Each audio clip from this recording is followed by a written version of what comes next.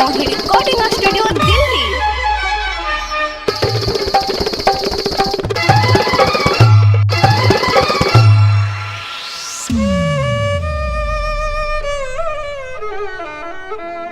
जार से जबे थर थर दहिया पछिया हवा बहै छै ऐसन हाल में छोड़ के मुआना दिल्ली में जाके रहै छै।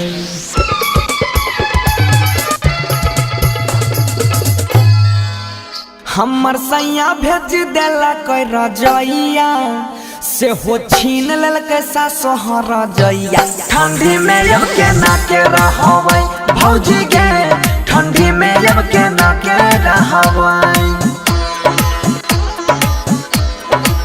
गे। हमर साई भेज देला कोई रजैया से हो छीन ललकै सासोहर जइया। ठंडी में अब केना के रहबै भौजी गे, ठंडी में अब केना के रहबै भौजी गे, ठंडी में अब केना के रहबै दुखरा बोले न अब केना के सहबै।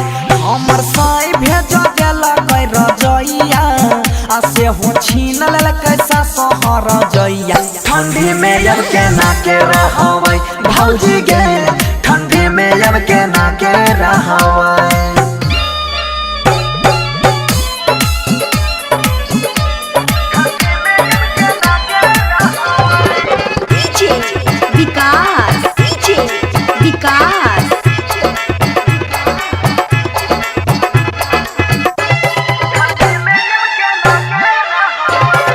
मटियारकला सीतामढ़ी, मटियारकला सीतामढ़ी।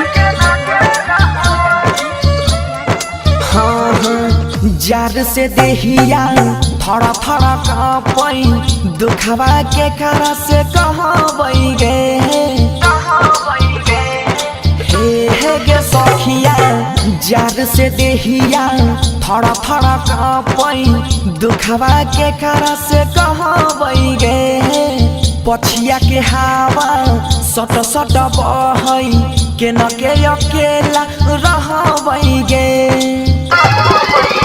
जब सिल्हा पर मसाला के पीसी हमरा हाथ में लागै छै 20-20। ठंडी में अब केना के रहबै भौजी गे, ठंडी में अब केना के रहबै भौजी गे, ठंडी में अब केना के रहबै।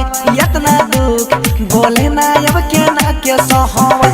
हमर साई भेजने रहै रजैया आ से हो छीन ललकै सासोहर जइया। ठंडी में अब केना के रहबै भौजी गे, ठंडी में अब केना के रहबै।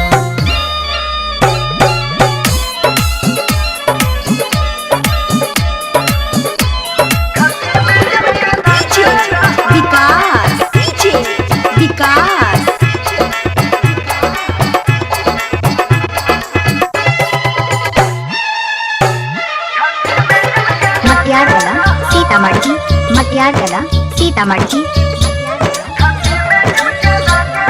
हाँ हाँ खाइल पियाला वन हो जाइ छै पानी देहिया में शौक नहीं लागै छै। हाँ गे सखिया खाइल पियाला वन हो जाइ छै पानी देहिया में शौक नहीं लागै छै। ननदो सुतै छै 10 बजे दिन तक, साउस सवेरे नहीं जागै छै। आके न सहबै अकेला परेशानी आ कोई भैरियो के दै छै नहीं पानी। ठंडी में अब केना के रहबै भौजी गे, ठंडी में अब केना के रहबै भौजी गे, ठंडी में अब केना के रहबै। इतना दुख बोले ना अब केना के सहबै। हमर सैया भेजने रहै रजैया आ से हो छीन ललकै सासोहर जइया। ठंडी में अब केना के रहबै भौजी गे,